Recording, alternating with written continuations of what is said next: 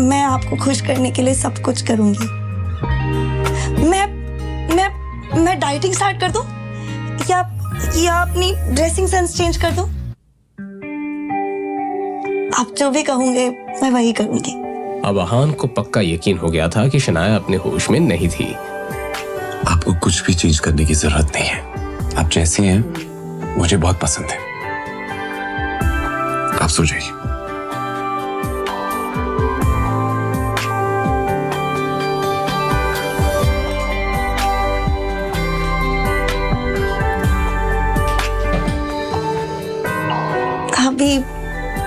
आप भी यही सो जाइए ना।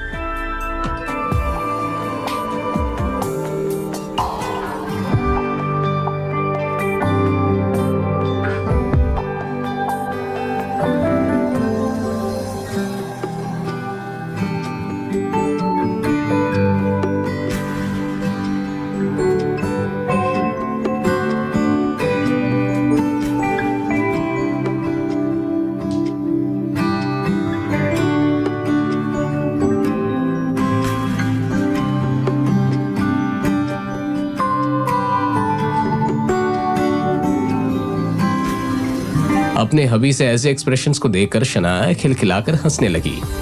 ऐसे ही हंसते मुस्कुराते हुए वो दोनों कब सो गए उन्हें पता नहीं चला। शनाया आज का दिन और अहान आज की रात कभी नहीं भूलने वाले थे। अगली सुबह शौर्य अपने ऑफिस में बैठा बेचैन हो रहा था। मैं ही विक्की भाई को कॉल कर लेता हूँ। शौर्य से अब रहा नहीं जा रहा था, इसलिए उसने विकी भाई को कॉल किया। बहुत देर तक बजने के बाद भी उसने कोई जवाब नहीं दिया, तो शौर्य ने एक बार फिर से कोशिश की। हेलो, देखो गिल साहब, ये डील अब खत्म हो गई है। ये सुनकर शौर्य की आंखें चमकने लगी। डील खत्म का मतलब है कि काम नहीं हो पाया, समझे तुम? नहीं मेरे और शनाया के बीच में कुछ हो पाया। मगर ऐसा कैसे हो सकता है? अरे पुलिस आ गई थी, इसलिए काम नहीं हो पाया।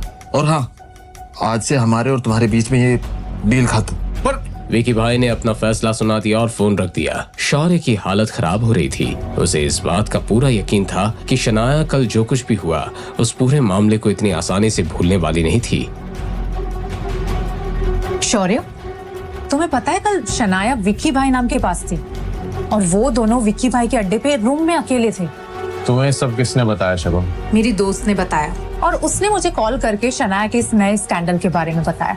शगुन की ये बात सुनकर शौर्य के दिमाग में एक शैतानी आइडिया आ गया। वैसे तो शगुन शौर्य से कम चालाक नहीं थी, मगर जब भी बात शनाया की होती थी शगुन का दिमाग चलना बंद हो जाता था।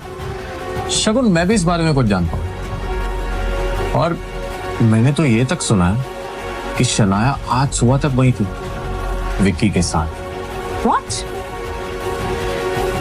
ये शनाया इतनी गिरी हुई हरकत क्यों करने लग गई है? उसे हमारी फैमिली के प्रेस्टीज के बारे में कुछ अंदाजा है भी कि नहीं? तुम्हें क्या लगता है शौर्य, वो ऐसा क्यों कर रही है? शौर्य को इसी सवाल का तो इंतजार था। ये सब तो देखो मैं भी नहीं जानता,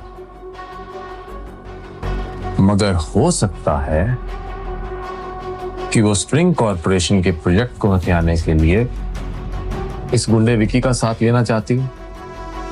हमें दादाजी को इसके बारे में बताना होगा। इससे पहले कि देर हो जाए हमें दादाजी को मनाना होगा। हम चलते हैं। शौर्य यही तो चाहता था, अब उसे कुछ कहने की जरूरत ही नहीं थी।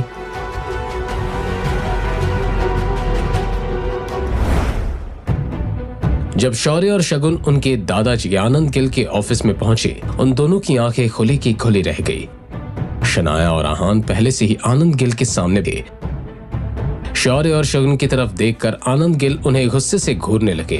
शौर्य समझ गया था कि शनाया ने उसकी शिकायत पहले ही कर दी थी। शगुन ने शनाया की तरफ देखकर गुस्से से कहा, शनाया, तुम्हारी हिम्मत कैसे हुई दादाजी के सामने खड़े रहने की भी? ये तुम क्या कह रही हो? हाँ, मैं क्या कह रही हूँ?